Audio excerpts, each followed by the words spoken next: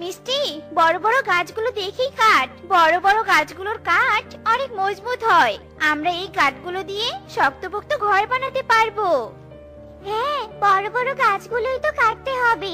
সামনে বর্ষাকাল আসছে, মজবুত করে ঘর না বানালে তো বর্ষায় আমাদের ভীষণ অসুবিধা হবে। হ্যাঁ, ঠিকই বলেছিস। প্রতিটা পাখিকে মজবুত করে ঘর বানানো উচিত, কারণ পাখির প্রধান আশ্রয় এই ঘর। আর ঘরই আমাদের বাইরের বিপদ থেকে রক্ষা করবে, ছোট ছোট বাচ্চাদের দুষ্টু পাখিদের হাত থেকে বাঁচাবে। মিষ্টিটি আর শালিক যখন নিজেদের মধ্যে কথা বলছিল, ঠিক তখনই ঝোপের আড়াল থেকে একটা বিষধর সাপ বের হয় আর কোনো কারণ ছাড়াই দুজনের পায়ে ছোবল মেরে পালিয়ে যায়। আহ! আহ!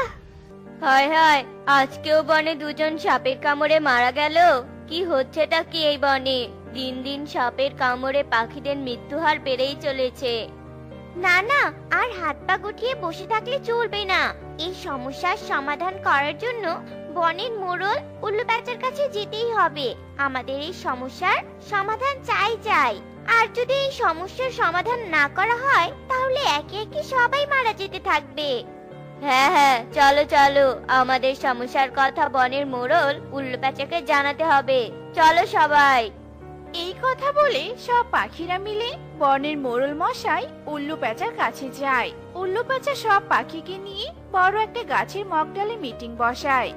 মোড়ল মশাই, বড্ড নিরুপায় হয়ে আমরা আপনার কাছে এসেছি।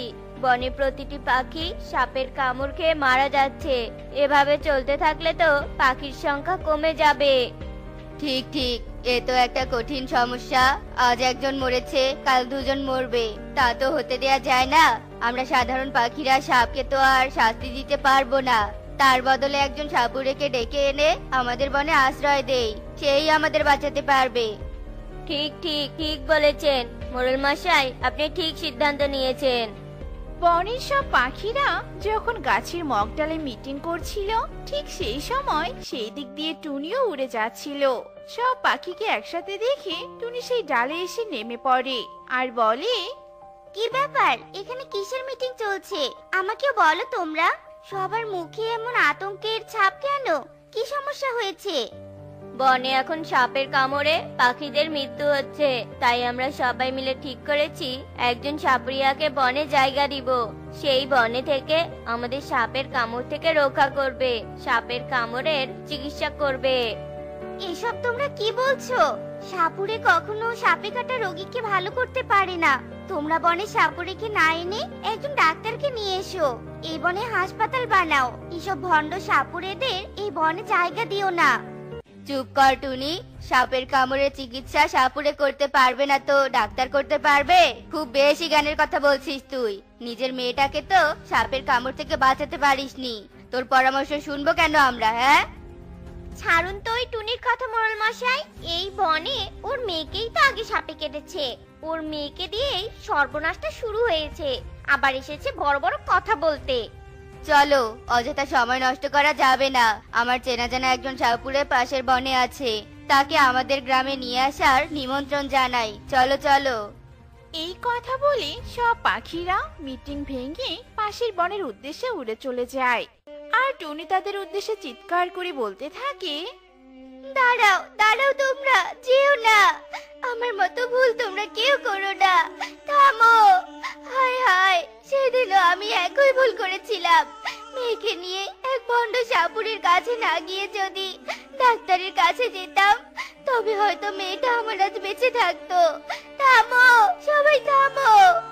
টুনির এই আত্মচিৎকার কারো কান পর্যন্ত যায় না, আর টুনি অসহায় দৃষ্টি নিয়ে তাদের চলে যাওয়া দেখতে থাকে। এরপর, আরে বাবা, কি পরম সৌভাগ্য আমার! পাশের বন থেকে এতগুলো পাখি আমার সাথে দেখা করতে এসেছে। তা বলুন, আপনাদের কি লাগবে? ঔষধি গাছের ঔষধ লাগবে নাকি নাকি সাপে কাটা পাখির চিকিৎসা লাগবে? আমরা আপনার কাছে একটা আবেদন নিয়ে এসেছি। আমাদের বনে সাপের উপদ্রব বেড়েই চলেছে, তাই আমরা চাইছি যে আপনি আপনার পরিবার নিয়ে একদম আমাদের বনে গিয়ে স্থায়ীভাবে বসবাস করুন আর আমাদের বনে সাপে কাটা রোগীদের চিকিৎসা করুন। আরে বাহ, এ তো আমার কাছে সৌভাগ্যের বিষয়। ঠিক আছে, আমি কালকেই সবকিছু বেঁধে বউ নিয়ে আপনাদের কাছে চলে যাব। তা তো অবশ্যই, তা তো অবশ্যই। আপনি আমাদের বনে গেলে আমরা সর্বোচ্চ সুযোগ সুবিধা দিব আপনাকে। শুধুমাত্র আমাদের বনের সাপে কাটা পাখিদের চিকিৎসা করবেন। এই কথা বলে সব পাখিরা সাপুরে ঈগলের কাছ থেকে চলে যায়। আর ঈগলি তার নীরবতা ভেঙে ঈগলকে বলে, তুমি আবার কোন সর্বনাশের খেলায় মেতে উঠবে ঈগল? সাবধান হয়ে যাও, এসব কিন্তু ভালো নয়। এই, তুমি চুপ করো তো। কানের কাছে একদম ঘ্যান ঘ্যান করবে না। ওই বনে গেলে আমরা ফ্রি ফ্রি খাবার পাবো, বাড়ি পাবো। এত সুযোগ সুবিধা আর হাতছাড়া করতে পারবো না আমি। ঈগল যা করতে চাচ্ছে তার পরিণাম একদম ভালো হবে না, একদম ভালো হবে না। এই কথা বলে ঈগলি ঘরের ভেতর চলে যায়।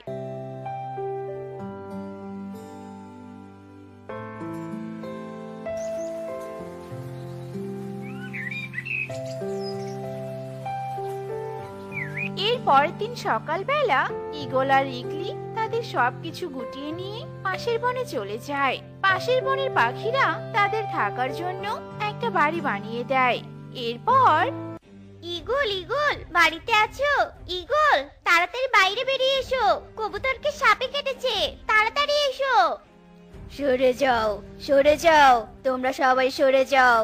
আমাকে বিন বাজাতে দাও, এক্ষুনি একে ঠিক করে দিব আমি।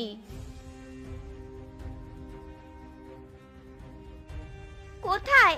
এখনো তো কবুতর চোখ মেলে তাকাচ্ছে না। কেন তাকাচ্ছে না? তোমার বিন বাজাতে সাপ আসছে না কেন? এই রোগী কিছুতেই বাঁচবে না, যত বড় সাপুরে চিকিৎসা করুক না কেন। এর যে কাল মৃত্যু হয়েছে।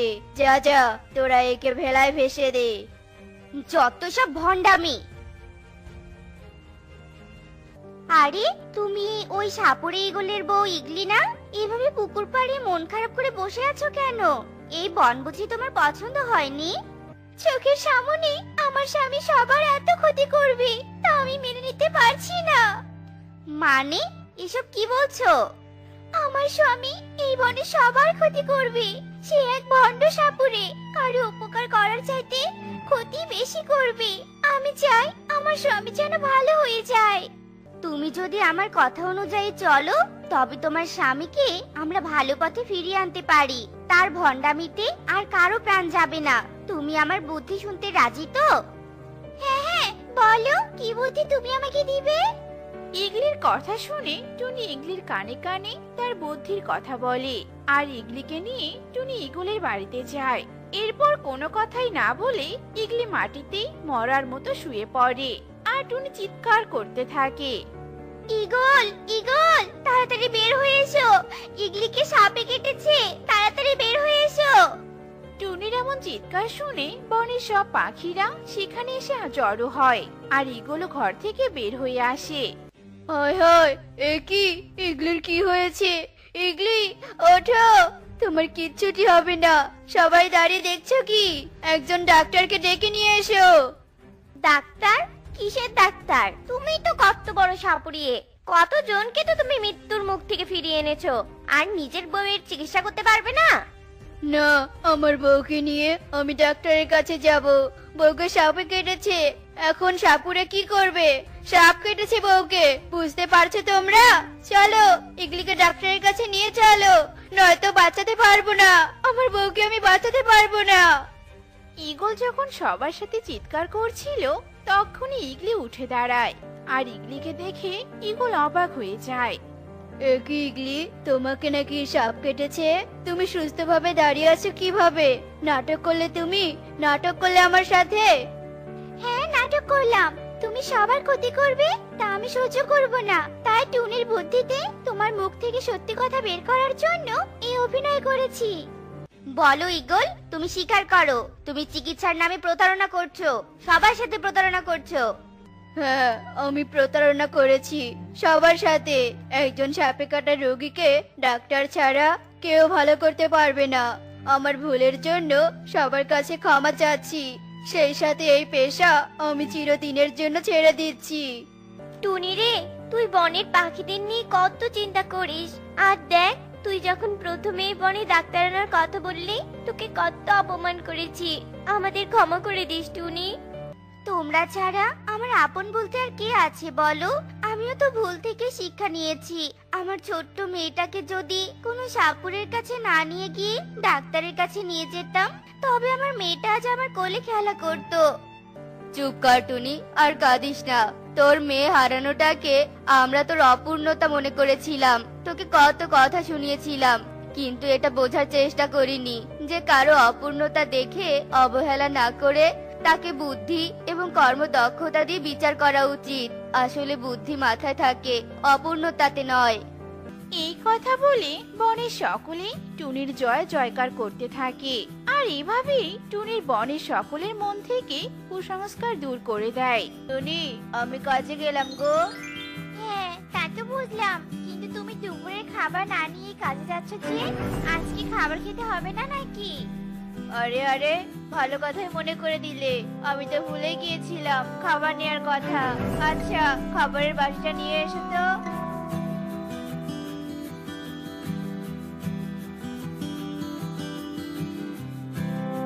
বাবা কাজে যাচ্ছে বুঝছি। শোনো বাবা, আজ কাজ থেকে ফেরার সময় আমার জন্য নতুন জুতো কিনে নিয়ে আসবে, বুঝেছো? আমার বন্ধুরা নতুন জুতা পরে খেলতে আসে, আর আমি শুধু প্রতিদিন পুরাতন ছেঁড়া জুতো পরে খেলতে চাই। আমার খুব খারাপ লাগে, খুব। কিন্তু মা, আমরা যে গরিব আর তোর বন্ধুরা অনেক ধনী, তাই ওরা নতুন জুতা পরে আসে। ওদের মতো তোকে এত নতুন জুতা কি করে দিব রে মা, বলতো? আমি এত কিছু বুঝি না। আমাকে আজ যদি নতুন জুতা এনে না দাও, তাহলে আমি আজ কোনো খাবার খাবো না, বলে দিলাম। পাগলি মেয়ে আমার, তুই আমার এত আদরের মেয়ে, আর তুই একটা আবদার করেছিস আর আমি তা এনে দিব না, তা কি কখনো হয়? আমি আজ কাজ করে সেই টাকা দিয়ে তোর জন্য সুন্দর একটা জুতা নিয়ে আসবো রে মা। তবুও না খেয়ে যেন থাকিস না। কি মজা, কি মজা। বাবা তুমি খুব ভালো, আর মা পচা। মামিকে জামা দিতে চায় না। বাবা, আমি আজ পেট ভরে ভাত খাবো। আমার চেয়ে নতুন জুতো হবে। এই বলে টুকি খুশিতে খেলতে চলে যায়, আর টোনা কাজে চলে যায়। টোনা পেঁচার গমের জমিতে কাজ করত। টোনা সারাদিন কাজ করে বিকেলে তার পারিশ্রমিক নিয়ে জুতার দোকানে যায়। দাদা, ওই জুতোগুলো কত করে? টোনা, এই জুতাগুলো 600 টাকা, কিন্তু তুমি অনেক গরিব, তাই তোমার জন্য 500 টাকা রাখতে পারবো। আজ কাজ করে পারিশ্রমিক 500 টাকায় পেয়েছি। এখন মেয়ে যেহেতু চেয়েছে, তাই মেয়ের জন্য জুতাটা নিয়ে যেতেই হবে। দাদা, জুতাটা দিয়ে দিন, আর এই নিন টাকা। টোনা কবুতরের কাছ থেকে টুকির জন্য জুতা কিনে নিয়ে বাড়ির দিকে ফিরছিল, আর পথে কালু কাকের সাথে টোনার দেখা হয়ে যায়। আরে টোনা যে, কোথায় গিয়েছিলে? মেয়ের জন্য দেখছি জুতাও নিয়েছো, ভালোই তো দেখছি এখন টাকা ইনকাম করো। হ্যাঁ দাদা, কাজ করে যে টাকা পাই তা দিয়েই বউ বাচ্চাদের নিয়ে ভালোই চলে। মেয়ে জুতার জন্য জেদ করেছে, তাই আজকে কাজের টাকা দিয়ে মেয়ের জন্য জুতা নিয়ে আসলাম। আমার মেয়েকেও এমন জুতা কিনে দিব ভাবছি, জুতাগুলো খুব সুন্দর। আচ্ছা, তাহলে বাড়িতে যাও।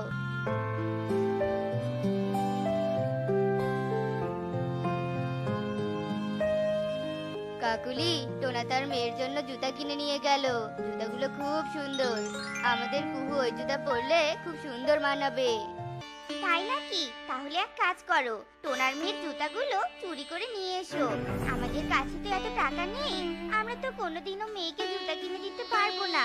তাই চুরি করে জুতা পরার শখটা মিটিয়ে দিব, বুঝেছো? হ্যাঁ, ঠিকই বলেছো। আজ রাতেই আমি ওই জুতাগুলো চুরি করে নিয়ে আসবো, শুধু রাতটা হোক। এই নে মা, তোর জুতা নে। বাবা, জুতাগুলো আমার খুব পছন্দ হয়েছে। কাল আমি এই জুতা পরে বন্ধুদের সাথে খেলতে যাব। হ্যাঁ রে মা, জুতাগুলো রেখে দে, কালকেই পরিস কেমন? টোনা, আজকে বাজার নিয়ে আসুনি? না টুনি, আজকে কাজ করে যা টাকা পেয়েছি তা দিয়েই এই জুতাগুলো কিনেছি। ঘরে কোনো খাবার থাকলে আজকে ওগুলো দিয়ে চালিয়ে দাও, কাল এখন বাজার করে নিয়ে আসবো। হ্যাঁ টোনা, সামান্যটুকু খাবার আছে, এটুকুই তাহলে খেতে হবে। এরপর সবাই মিলে ওই সামান্যটুকু খাবার খেয়ে নেয় আর তারা ঘুমিয়ে পড়ে। এদিকে কালু রাত হতেই টোনার বাড়িতে আসে। টোনার ঘরটা তো অনেক পুরাতন মনে হচ্ছে। ঘরে হাত দিয়ে ভাঙার চেষ্টা করলেই বুঝি ভেঙে যাবে।